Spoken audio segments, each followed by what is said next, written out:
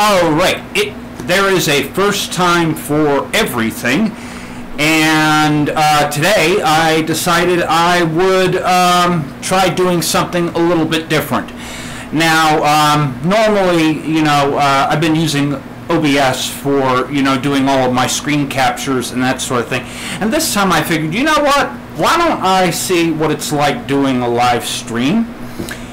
And, see what you guys think of it. How's my audio coming out? If you guys can hear me well, let me know. If you can't hear me, turn up the volume. At least I think I have everything set up correctly. Now, during the stream, I'm not always going to be able to see you guys' comments. I guess at certain points, I'll be able to display the chat up on the screen.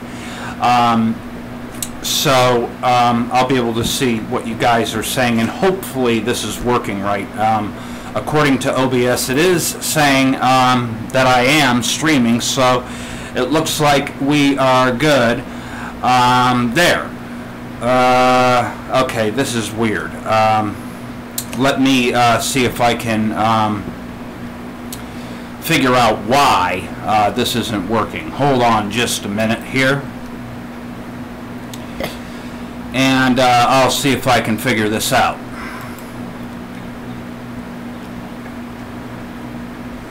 And hold on here. Okay.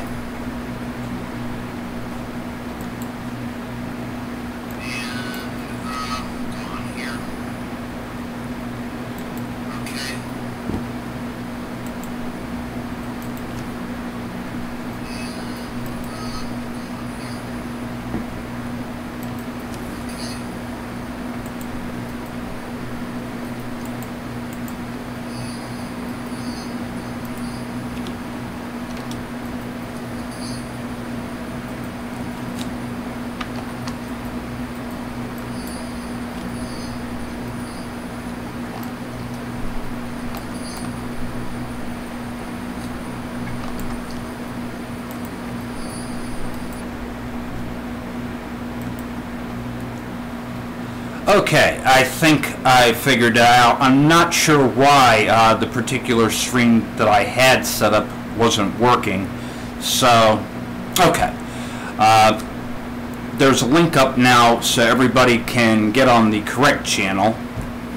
And hopefully you guys will be able to see me, and hopefully we'll have all of this sorted. As stated, this is my first time doing this, so at any rate, I figured, okay, why don't I do something that I really enjoy as a first-time stream, just so that I can get a feel for this and maybe see if this is something I'm going to do on a regular basis.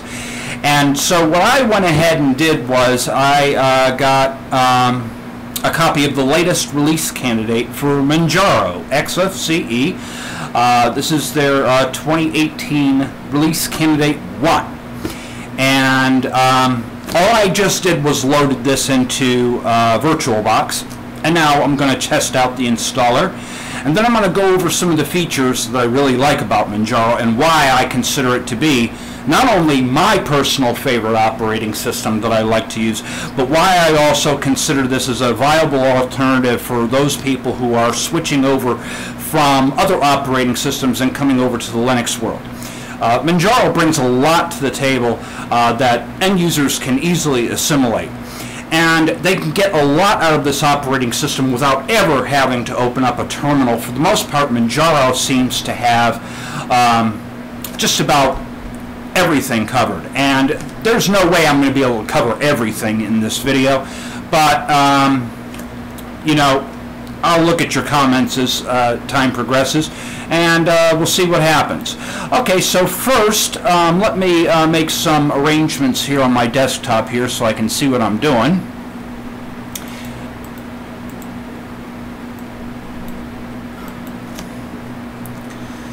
Alright, and I believe this, you should be seeing Manjaro right here on the TV screen over here. Let me double check that just to make sure. Yes, okay, good. All right, we're good to go. All right. So this is what we're presented with when we initially launched the live medium. I like the colors and the theme. Now, I haven't had a chance to explore through this. Basically, I just loaded the live disk and just took a quick look at things. I'm like, this looks pretty neat. So let's see what they've done in terms of their installer. I haven't installed this. I haven't done a dry run or anything. So you guys are experiencing this particular build the same time that I'm experiencing it. So you may see some bugs, you may see some errors, who knows? Maybe this will work perfectly.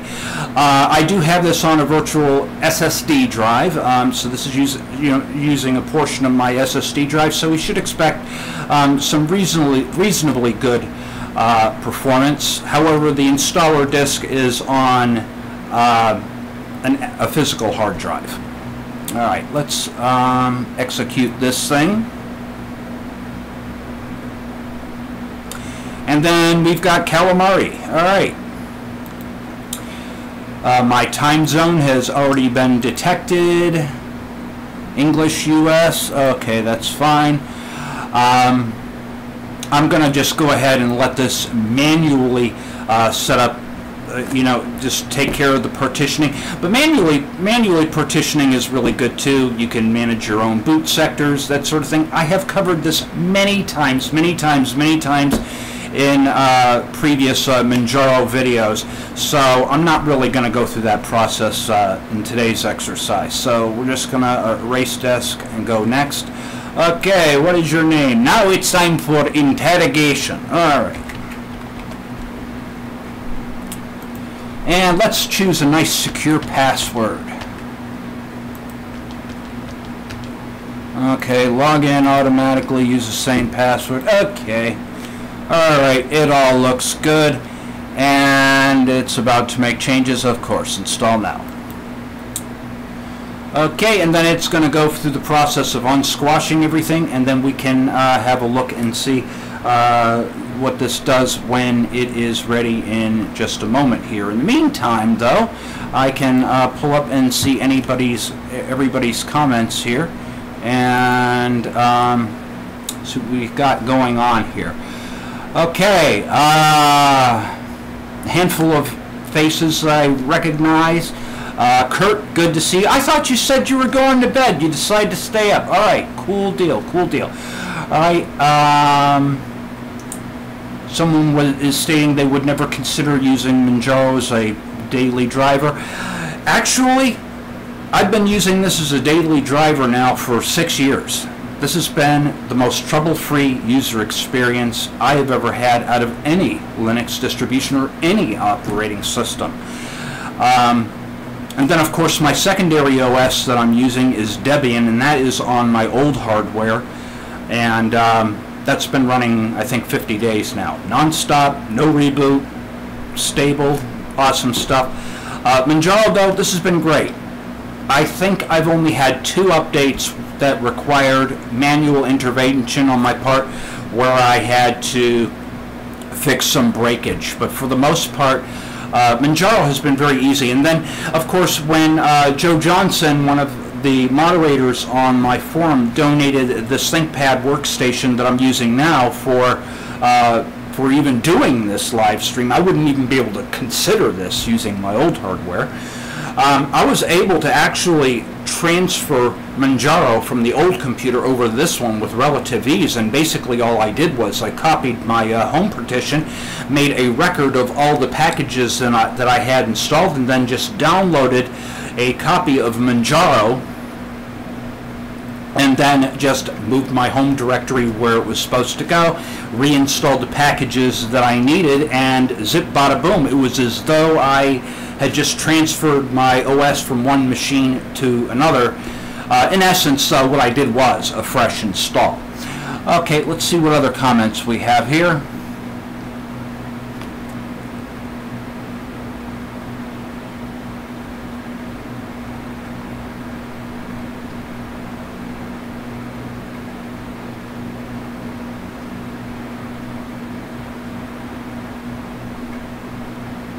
You know, I haven't tried i3, Stephen. Maybe I should take a look at that one day. Every now and then I will tile my windows, but I'll do that on XFCE. Fedora's nice, Tom. That's a good one.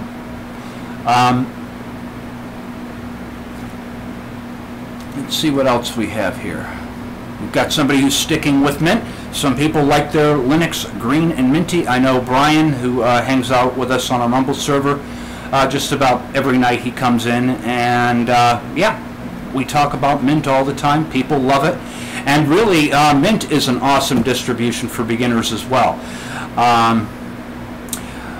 Yes, the Kwin effect, that is another bad hair day at Cup of Linux, and you know how long it took me to get that effect to work? I mean, hey, I had to stick my finger in an electrical socket for 20 minutes to get that effect, just for you guys, I'm telling you. So, yeah. Okay, Manjaro XFCE and a Dell workstation for 2 years, 16 gig quad core works. It flies like a rocket. I will say this, I have run into some issues with Dell computer where a special parameter, and I can't remember what it is right now, has to be passed in order for it to be able to boot on some Dell computers, and I think it's a backlight issue or something like that, but if you search the Manjaro forums you should be able to find it. But there is a issue on some Dell computers, I think netbooks too, because I have a good friend of mine who wanted me to install Manjaro on his netbook, and I just could not get the thing to actually boot up, to survive a second boot until I passed a parameter. Okay, so installation is done, so we are going to close this, and then what I need to do is remove the virtual drive,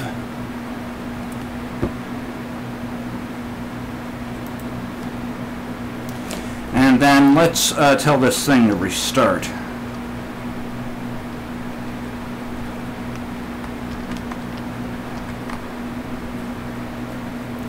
And then we can experience Manjaro.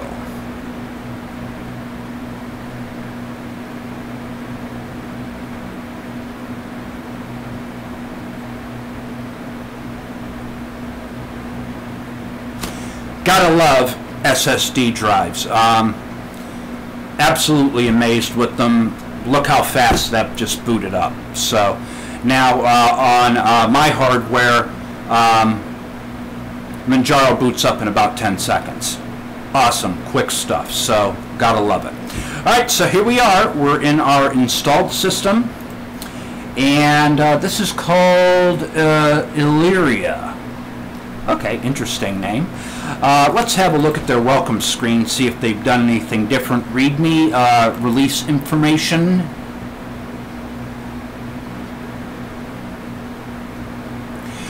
Okay, and it looks like they have 3 available updates already. So even though this is cutting edge, we still have updates that we can do.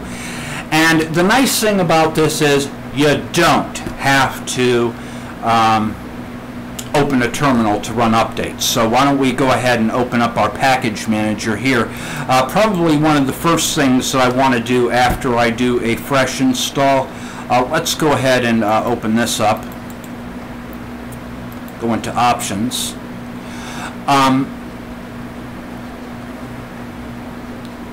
Maybe only notify on LTS, but uncheck unsupported kernels.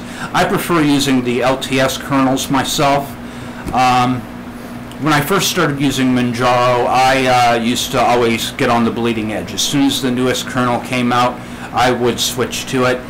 But lately, I've been sticking with the LTS kernels. Those seem to work out just fine for me, so that's what I'll do. And I'll also uncheck missing language packs. I only speak one language, mi español no está bien, and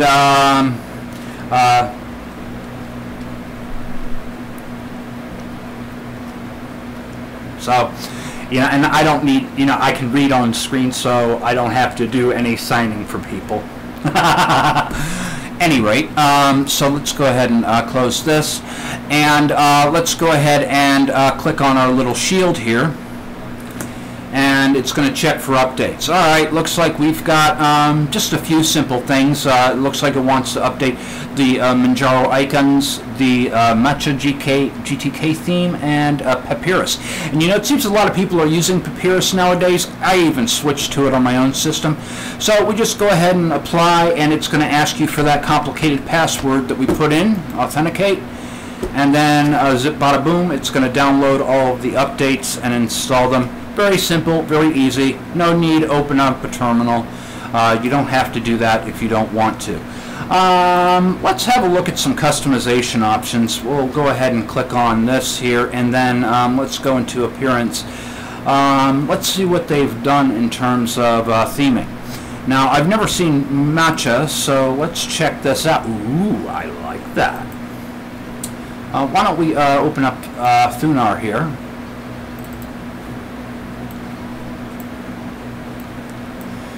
Okay.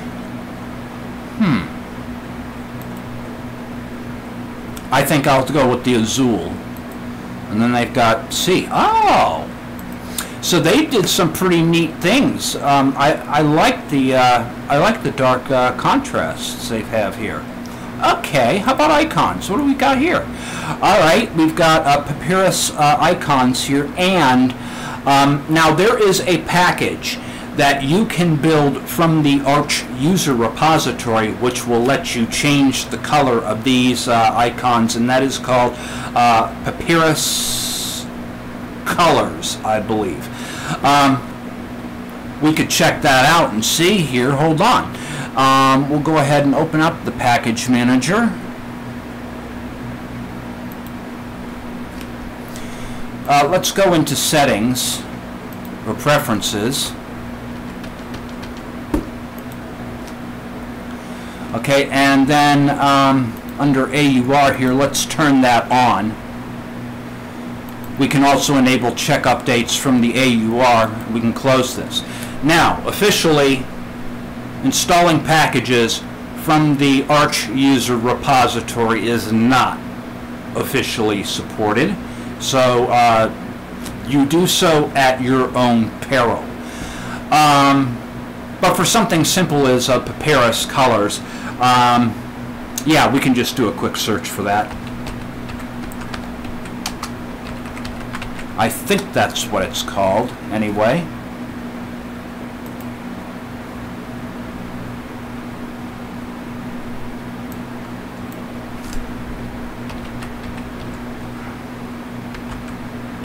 I know it's in here.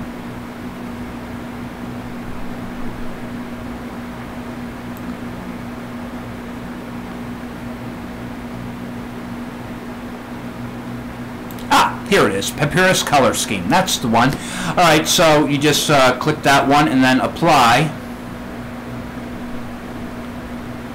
Okay, why does it need to do Phonon Qt5 streamer? Okay. Yeah, whatever. Okay. Holy moly, since when has it got to pull down all this stuff? I don't think this is the package that I want. So maybe I'm not going to, I'm going to deselect that because that wants to pull in way too many things. I'm pretty sure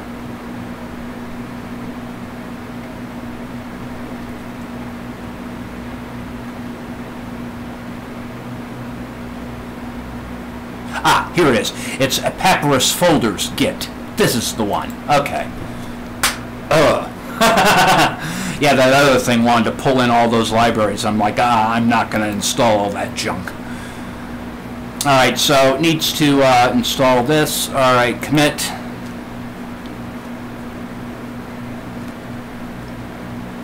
Alright, transaction has been finished, and then let's open up a terminal.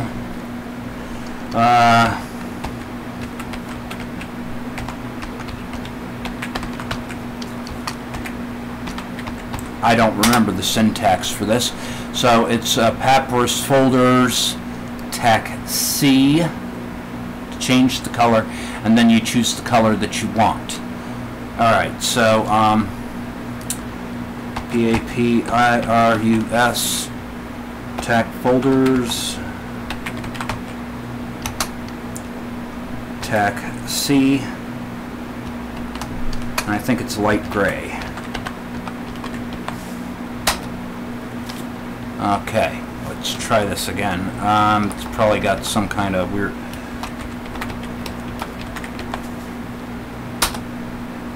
Okay.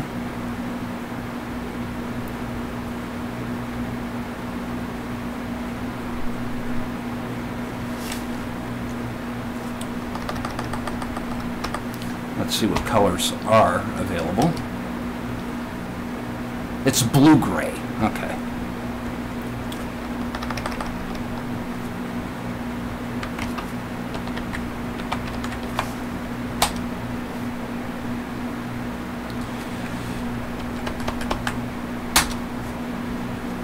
Alright, so now the next time we close this and reopen it,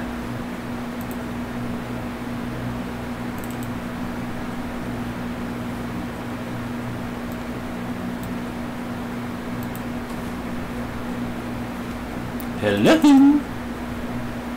Okay, that's weird. How come it didn't change the colors? Maybe I'm not using... Well... There. Okay. There's the papyrus colors, and there's the theme. Okay. Had the wrong one. You have to have papyrus selected, and then that's the color that I wanted. So, okay. Cool deal. Alright, so I managed to change the color of the folders. Cool stuff indeed. Alright. Okay, well, why don't I pause for a moment here, and let's have a look and see what people have been saying here before I move on. Okay, somebody commented that it wants to pull in cute packages. Yes. Rack Louder, you didn't miss much. All I did was just do a fresh install of Manjaro, and now we're looking at it. And then I demonstrated building a package from the AUR, something simple. And then we're going to have a look and see what you get with this. Okay, so nothing major in terms of comments flying in here, so we are good to go. So let's have a look and see what you get with this. Okay, first,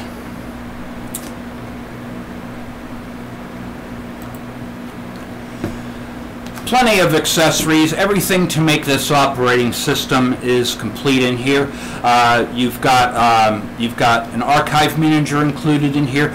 Probably one of my most favorite tools that I love in XFCE is the bulk renamer feature. Now, if you're like me and you're downloading a lot of pictures from a camera and you want to be able to, you know, rename all of these images in a sequence and that sort of thing, this program is really handy for that. Also, it's really handy, like for instance, if you're generating image sequences from Blender, or in my case, I use Flash quite often, and generate image sequences. Maybe I might want to rename those sequences because I'll have different, you know, things in there. Bulk Renamer is an awesome tool. I also like the Catfish file search. Now, for my favorite file manager, I prefer to use PC Man FM, but I still find Catfish to be a little bit more comprehensive than the file search that's built into PC Man FM. So that's an awesome tool as well. Alright, calculators, a simple calculator. They've got the HP device manager for those of you wanting to get your printers set up, and a bunch of other tools thrown in here. Okay, the LibreOffice suite comes with this, and of course they included Steam for those of you who want to get your game on, and of course if you really want to enjoy Proton, definitely check out the videos that I put up on my YouTube channel regarding Proton, and who knows, maybe I might be doing some more stuff with that. Recently I put up a video where I show you how to actually run Steam Proton within Play on Linux, and right now I'm in an experimental phase where I'm trying to convert Proton into a 32-bit item that can be used in Play on Linux as well. The only problem is you don't benefit from the DXVK the DX Vulkan packages, but if you want to try and get your 32-bit games running so that you can install .NET Framework and all that other stuff, you really need a 32-bit prefix for that. In graphics, let's see what we get. You get the GIMP and ViewNor, which I use too for viewing images, and really I don't use LibreOffice. I just use, believe it or not, I just use AbiWord. That's all I really need. And even then, it's once in a blue moon when I'm actually writing any documents. So, a few tools for the internet. Microsoft, I realize you did release, something to the tune of 60,000 patents, but I still don't trust you, and no, I'm not going to use your Skype. So you can actually remove that if you don't want it. Pigeon is thrown in as well, Firefox for web browsing, and Thunderbird for email. In the multimedia department, you get VLC. I'm a big fan of MPV. And for listening to audio, I use Dead Beef, where they provide Audacious with this. Okay, as stated, LibreOffice is included with this. Plus, you can also use Microsoft's online thing. But remember, Cortana is going to report everything that you do. No Cortana built into this. Okay, and then we have all the settings. And speaking of settings, let's go ahead and open up the settings and look at this, because this is where the Manjaro team have really been putting the polish into everything, and this is what makes it all work. Okay, let's go into the Manjaro settings manager. Alright, and from here you can manage your kernels. Alright, and as stated, they have, it'll tell you here in this application which one you should be using. They have an LTS real-time and the LTS recommended, the 414. Really, that's what I'm running myself, so, you know, but if you want something a little bit more cutting edge, you can get 419 release candidate 7. Now, I know 8 just came out, and that's probably going to be in here in the next few days after it's been sitting and testing, because remember, we're working off the stable branch in this build.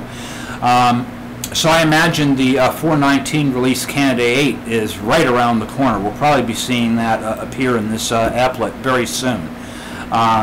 If it isn't in testing or unstable already. So you can choose your kernel. Alright.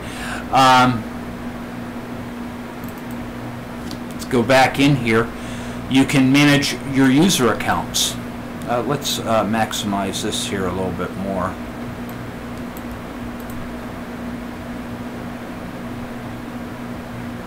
Is this going to let me do that? There we go. Okay. Alright, so you can easily add user accounts in here. You set your time and date preferences. And then, of course, you have the Manjaro hardware detection tool. Now, this is really neat. On my ThinkPad workstation, basically, I had hybrid graphics set up on this thing, where I have an Intel video and I have the discrete graphics. And actually, I was able to uninstall the Bumblebee, install the discrete graphics, and then reboot into BIOS and shut off the Intel graphics interface. And then when I booted into the system, I was able to use the discrete graphics solely, and everything works perfectly with this particular computer now. And it wasn't until I switched entirely to discrete graphics. Otherwise, I wouldn't have even been able to connect the laptop to my television. For whatever reason, it just didn't want to work right. And the Manjaro hardware detection utility is amazing for this. Now, when this initially launched, yes, you had to open up a terminal and issue a simple string of commands into the Manjaro detection, hardware detection, but now they've pretty much got this set up to where you never have to open up a terminal for anything. I mean, you can configure everything in the system right here.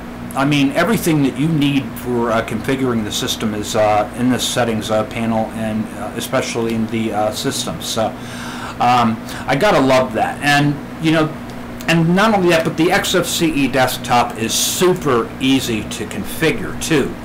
All right, XFCE gives you an air of familiarity where you know, desktop operating systems are concerned. You know, if you look at the menu, it does resemble, in a way, sort of like the Windows 7 kind of look and feel, and that's the kind of look and feel I think a lot of people enjoy, and people really didn't care much for the Windows 8 look. And then when they changed, when they brought the start menu back, I personally didn't care for the way they laid things out.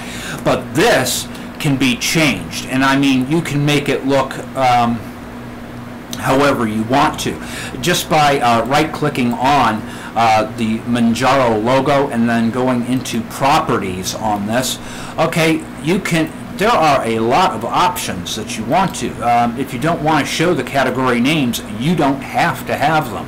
Okay, here, let me move this over and put this up. So now you can have little icons here instead. All right. Maybe you don't want to have those application descriptions. You know, you see these applications all the time. You can remove those, and you can also hide tooltips if you want to. You can even tell it to show menu hierarchy if you want to. Okay. Let's go into some other options here. Maybe you want larger icons on here. Okay. It's all about how you want to work on your, you know, how you want to balance your workflow. Let's see what else we can do here. Maybe show generic application names.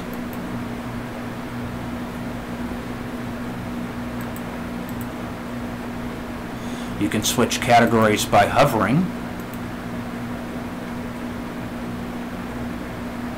Some people like that. Position search next to the panel button. There you go. That looks a little bit neater, I think. You can also position the categories next to the panel button. That's the kind of look I like.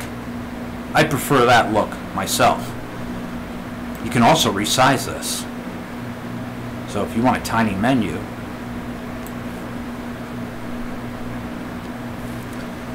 and something else that's really cool that you can do with this, you can right click on this, edit application. Okay, instead of terminal emulator, I'm just going to call it terminal, and save it.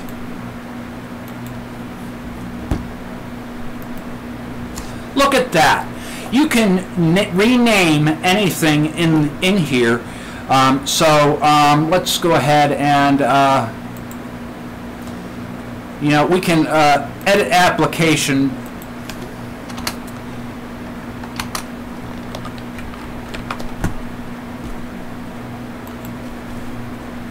And then when we go back into the menu here, you know, it'll remember all those settings. And interestingly enough, when you change these, this is where it stores them. Okay, if you go into home, that's .local.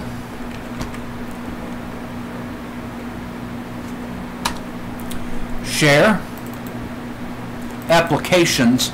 Okay, you're going to see that there is an Exo Terminal emulator desktop and the Steam desktop. If I right click these and delete them,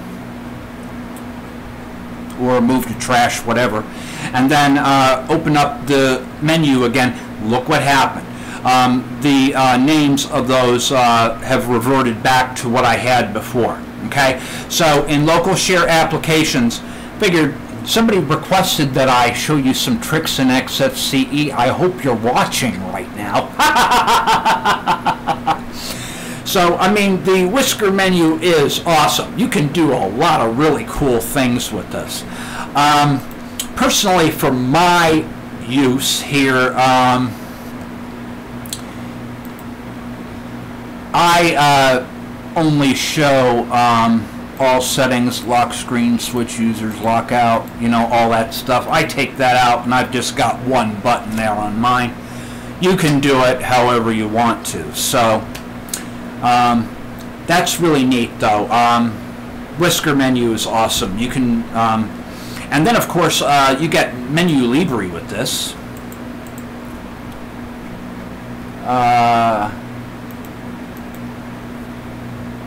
Oops, let me close this.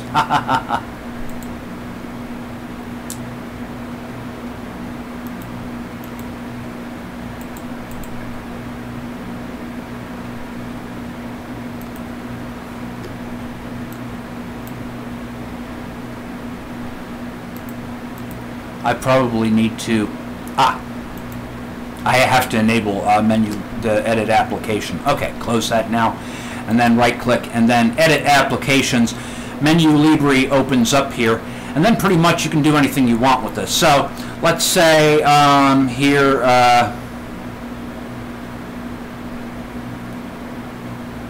right, we've got this education thing here. If you don't want that showing, you can hide it.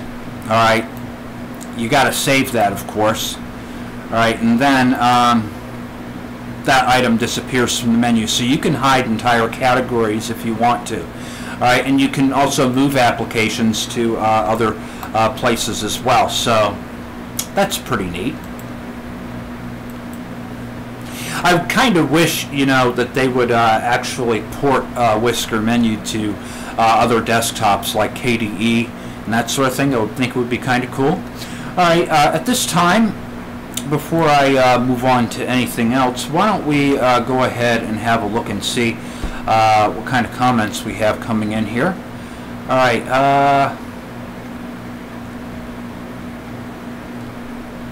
All right, mic gain seems a little bit high. Let me see if I can reduce this a little bit. Okay.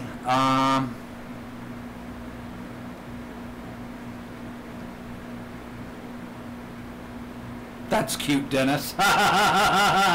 You know you're getting old when you remember the hype for the new long-awaited 2.0 kernel.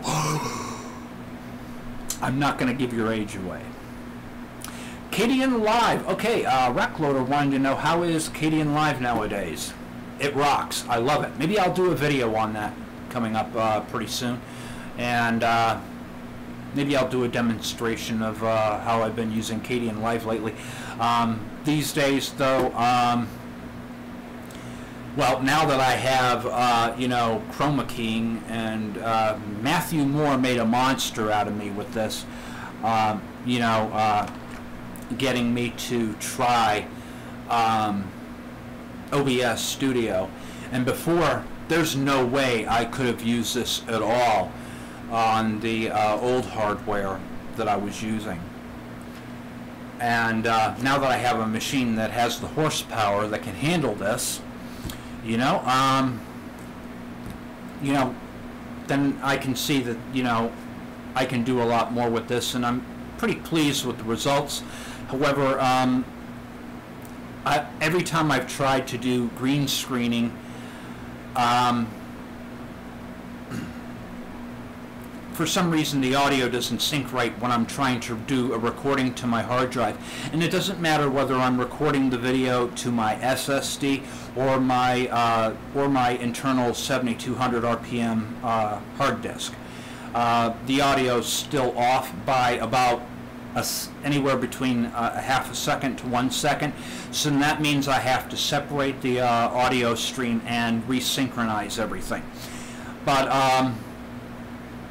So that's one reason why I haven't been doing any green screen in any of my desktop captures as of late, because I'm still working the bugs out of this and that sort of thing.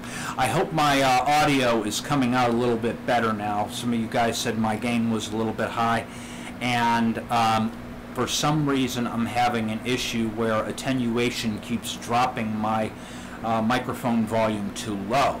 So what I'm running is a terminal command that's basically forcing my microphone volume up to a certain level 10 times a second, so that it defeats the attenuation that whatever is running is messing things up. So yeah. Okay, let's go ahead and continue on and see what other trouble we can get into. Okay, basically, I've already talked about the software that you get with this, and we already installed a package from the Arch user repository. We've already taken a look at the desktop in use a little bit. And let's take a quick look and see in terms of support where you can go for support, because obviously many of you who are new to Manjaro will want to get some support. Now, I remember in previous releases of Firefox on Manjaro, you would get some links here, and let me see if they're in here.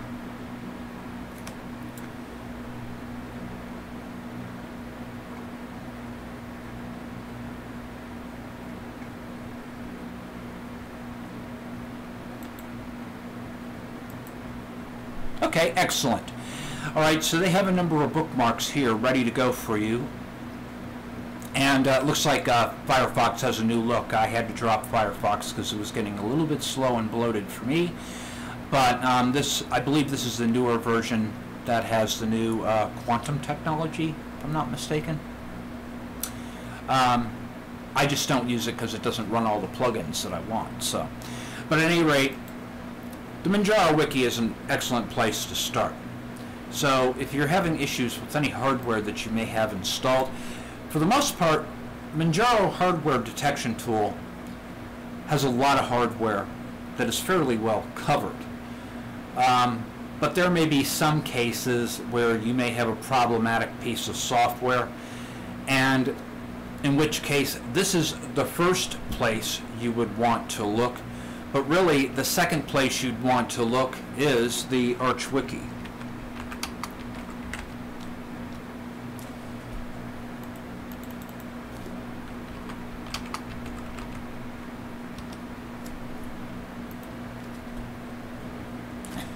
Arch Wiki is your friend. I mean, even when I was using a Manjaro-based distribution, I found solutions to issues I was having by the Arch Linux Wiki.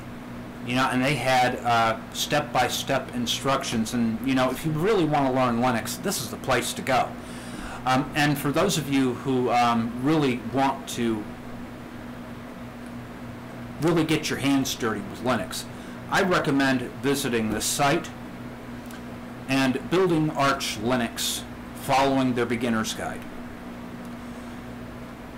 And take a little time getting used to it and learning it, because you'll really have a sense of appreciation for what Manjaro brings to the table. At least that's how I feel. And rather than using Architect Linux or Arch ISO or any of these, or Hackman Linux, there's a number of Arch spins out there. You really don't want to work with one of those. You really want to follow this guide here, because if you don't, you're robbing yourself of a tremendous learning experience. And I can tell you, and just in spending a weekend with the Arch Wiki and learning how to build Arch the Arch way, I probably learned more over a weekend than I've learned in a decade of personal computing. That's amazing stuff, and everything is well written. And I realize, yes, you can look around on the Arch forums, and they tend to you know, be a little stiff-nosed there, but they have good reason for it, because, you know, a lot of time, a lot of love, and a lot of effort went into writing out the material in the wiki here, and they expect people to read it before asking questions. So, but Manjaro also has an excellent community as well, right? And you can get answers here on their wiki, or you can also visit their forums.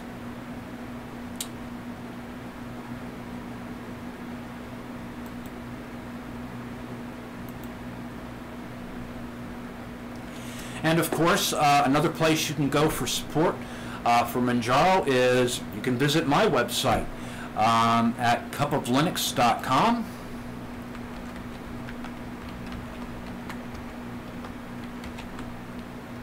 If I can learn how to type today.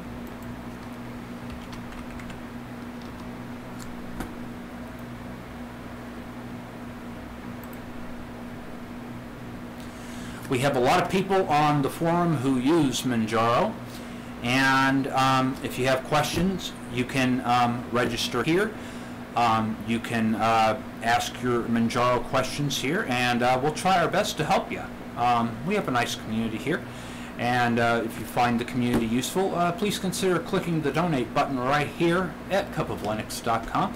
All the donations that we get at Cup of Linux goes right back into the site, keeps the lights on, keeps the site going, and plenty of good stuff. All right, so we've talked about getting support for Manjaro. Close this. They also have IRC, and I wonder if this is set up already for that. Let's open up the IRC client. Okay, and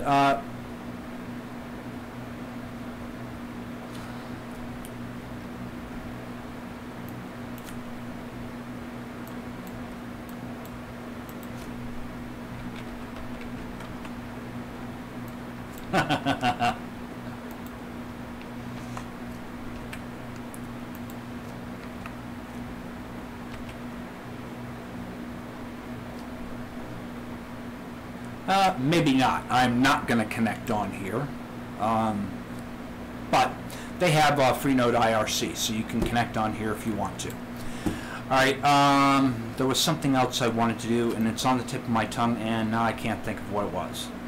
Gosh, I hate it when that happens. Let's see if there's any comments up here.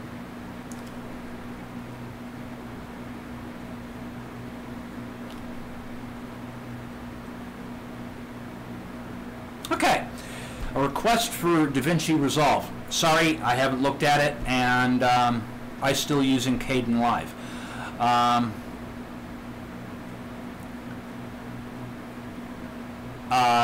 Is DaVinci Resolve free software? That's something I'd have to look into. If it's something I have to pay for, probably not going to use it. I'll tell you what, Kdenlive renders 1080p video really fast and perfect quality for YouTube. I can't see any reason to use anything else, and it doesn't cost me anything to use it.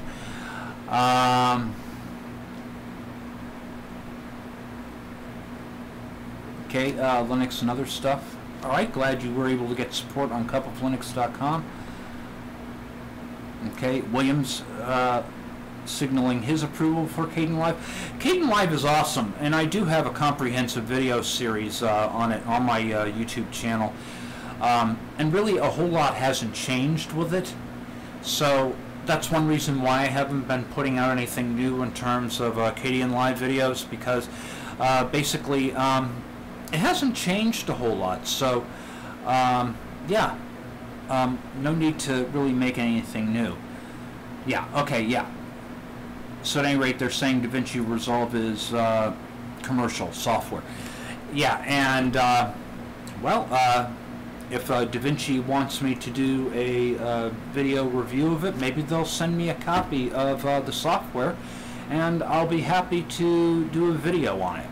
Otherwise, unless I have a copy of it to work with, I really can't do much with that. So, and I forgot all about my my low caffeine tea.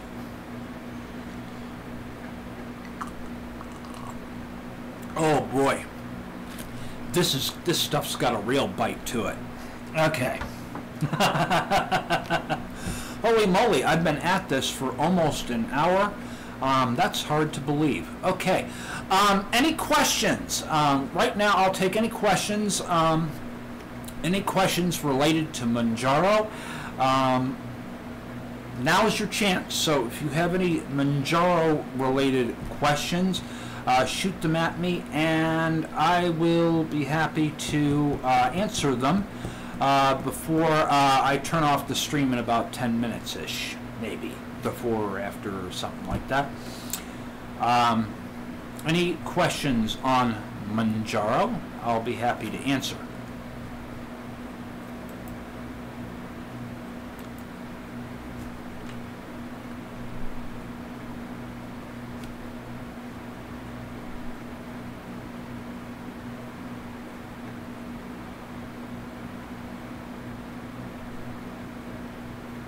Okay, Steve wants to know, do I feel that Manjaro XFCE has a bit of a grainy look?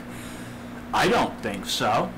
XFCE can be made to have a nice modern appearance. Let's go ahead and I'm going to actually close this desktop, and I'm just going to power off the machine here. Alright, and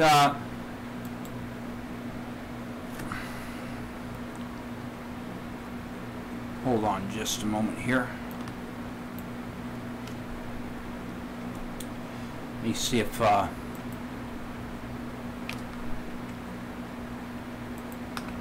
still getting used to this, so alright, good. Alright, this is my desktop here, and Manjaro can have a very modern looking user interface. This doesn't look grainy to me at all. Now, I do use a very dark theme, but when you think about the amount of time that I stare at a computer screen, having a dark background with light-colored text is a real eye saver, and interestingly, even my Android device is the same way.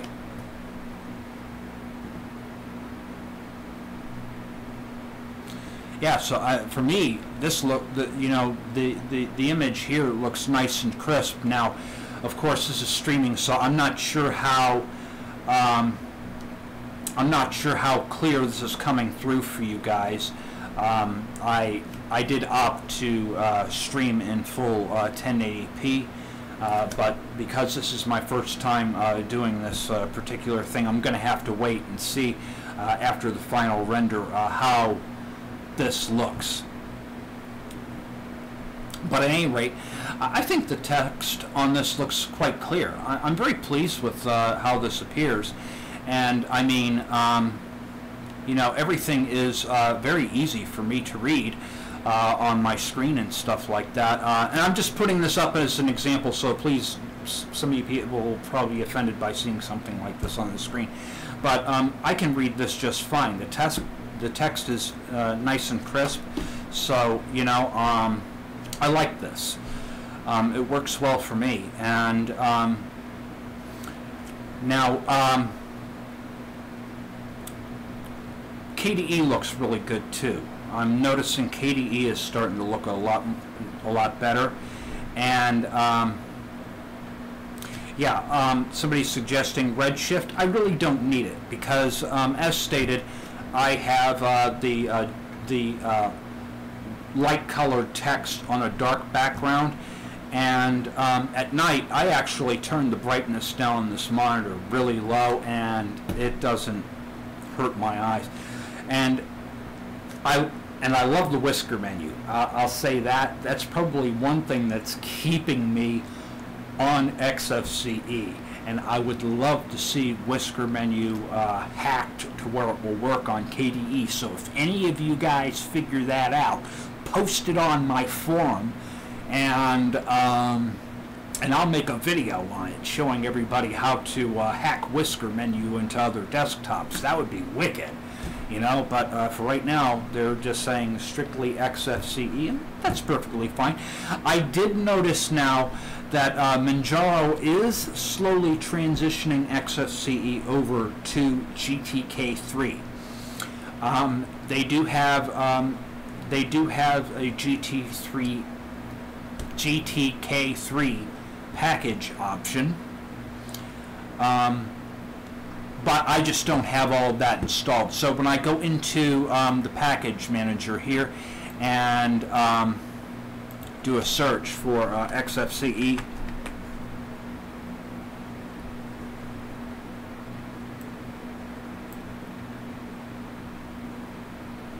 you can see they have some things in here, like they have the GTK3 items in here.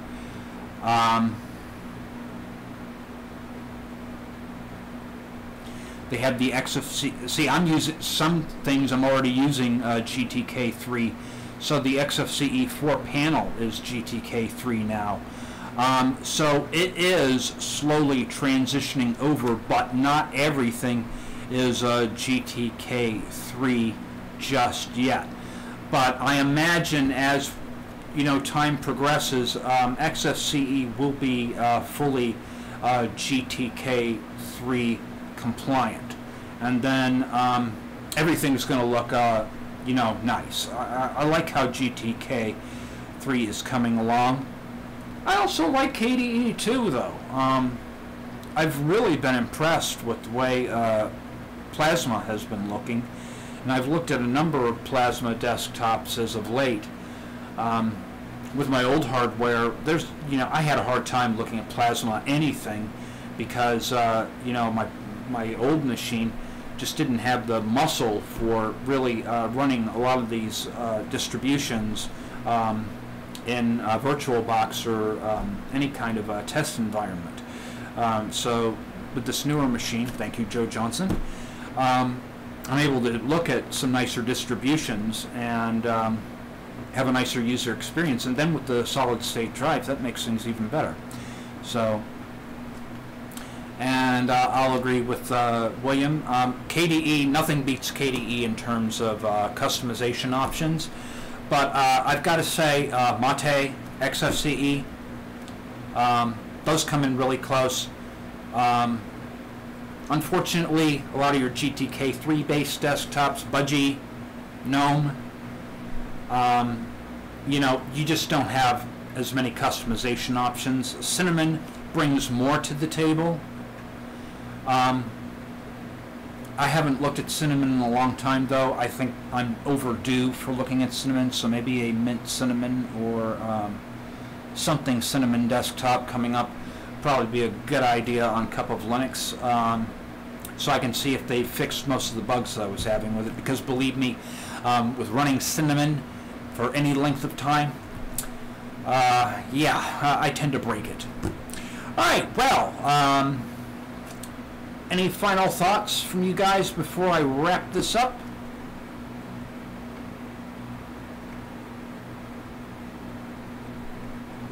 Okay, Weon wants to know, are there any differences with my Manjaro spin?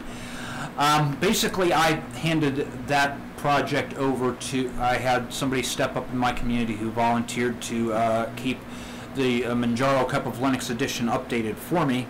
Basically, I designed all the themes, and basically it just gives you guys a chance to experience Linux the same way that I do.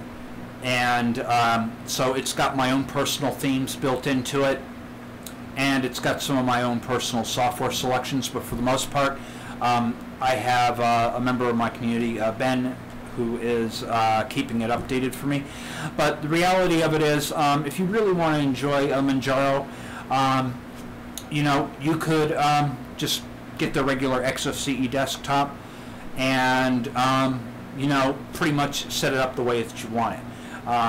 Because what I have in my particular build may not be all that appealing to you. So I mean, I only have that distribution available to those people who want to, you know, play with my compiz settings and that sort of thing. But you can get those off of my forum too. You don't even have to install mcol. You could install Manjaro, add your own copy of compiz, and then download my settings and use them if you want to. Okay, anything else here?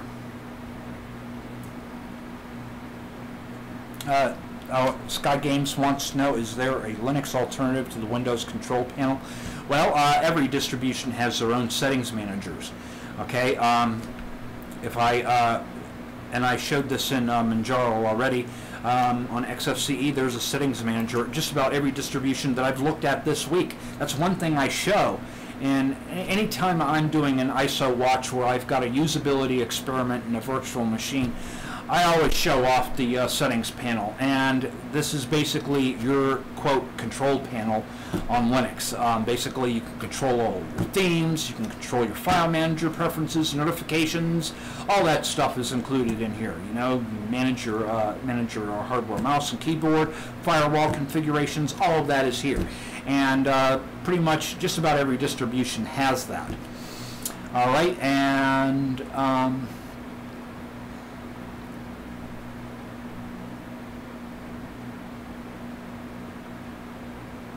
okay, and TSM commented that XFCE needs to have the Qt 4 and 5 to have all dark themes available. Interestingly, why don't I open up Kadian Live real quick here,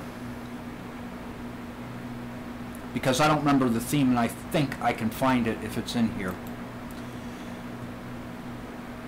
Alright, and go into settings, style, theme. Okay, I guess I don't have it anymore. There was after this is rendering, I'll figure out what the theme is, but there is a theme set that you can download for that adds a bunch of themes that you can use to get a match to your GTK styling. And it's on the tip of my tongue, and now I can't think of it, and that happens sometimes. So if I can think about it, I'll see if I can I'll put it down below after this video has rendered. I'll put it in the comments section what that theme is, or I might even do a video on it in the near future. That would probably be even better. So alright, well, at any rate, Manjaro is my favorite OS. That's what this was about today, and if you guys think that Manjaro is something you'd like to try, there will be a link in the description after the video renders. I will edit all this stuff and get the graphics uploaded and that sort of thing, and so there'll be links so that you can download the latest release. I'm liking the direction that Manjaro has always been taking. Each edition gets better, and I always kind of look forward to the updates when I get updates to the system, because, you know, as time progresses, I'll notice, you know, there'll be a new feature that's added into XFCE, or there'll be new additions added to PEMIC, which happens to, you know, be the GUI front end of the package manager. So I really like all of the things that is happening, and what can I say? This has been my daily driver for 6 years now. I love Manjaro. This is an amazing operating system, and you know, I don't know where I would be if Manjaro wasn't around. I imagine I'd probably be using either, that's a tough one. What if Manjaro didn't exist? What would I be using today? Maybe, possibly, OpenSUSE. I'd probably be using that if Manjaro didn't exist. I like Arch, but, you know, I don't want to have to keep up with the upkeep and the maintenance regularly. So I would probably be using that, or I would be using probably just plain Debian. That's my secondary OS that I'm using now. I love Debian. It works. It's not cutting edge or anything, but it's stable. All right, well, so what did you guys think for a first time live stream? Do you guys think I should do this every Monday night at this time? Maybe this could be a regular thing. I could think of a different show to do every Monday night at 7 p.m. Eastern Standard Time, UTC -5. That sounds like something we could probably do. We'll see how things go. Yeah, so at any rate, this has been fun. And, okay, thank you, Yu-Gi-Oh! Master. So I'll look into doing this again. This is my first time doing this, so... So, all right, well then I'll look for, you know, tentatively I'll set this up for another live stream next Saturday at 7 p.m. and I'll figure out the black magic behind setting up the proper channel for this to be on. So we can look forward to possibly doing this on every Monday night. And I'll just pick up a different distribution. Now what you guys can do is point your web browser to cupoflinux.com. That is the only place I will accept suggestions. You've got to put them in the suggestion box. So if you have show ideas, you know, things you'd like to see on the show, that's where it's got to go. You got to go to cupoflinux.com and put it in the suggestion box. That is the only place I look. I get so many comments on YouTube, it's impossible to keep track of them. I mean, I'm rapidly approaching 600 videos, and believe me, I am not seeing all the comments on there. So it just works out better if people leave comments at cupoflinux.com, and it's a well-moderated community. We have a lot of fun there, you know. Got a vibrant bunch of people and stuff like that, and so it's a great place to hang out. And then, of course, we've got the Mumble server. We are looking into the possibility of setting up game night again.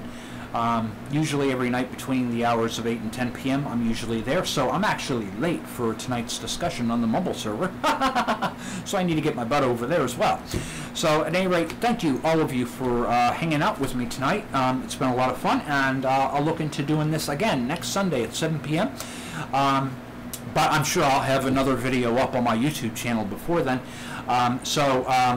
I'll keep an eye out for comments here, but please do also post on the forum. I'd appreciate your feedback over there as well. So, yes, I've talked, Dennis wants to know about News and Nonsense. I've talked to Toss about it. Right now, I'm still working out problems that I'm having with OBS Studio. For some reason, I did a test stream earlier this week with Matthew Moore. For some reason, people couldn't hear him, and I couldn't quite figure it out because my view meters on OBS was reporting that his audio was coming in, but for some reason, it just wasn't, you know, transmitting back out so that people could hear. So we've got some issues that I'm still, some bugs that I'm still trying to work out of the software. So, yes, News and Nonsense will be coming back eventually, but unfortunately, I still have to work the bugs out and get things working properly. All right, well, I got to wrap this up at this point, so thank you, all of you, for watching, and I'll see you this time next week for, I guess, another live stream, and I'll have another video up before then. I'm pretty sure I will anyway, hopefully. Thanks again, everybody, and peace out.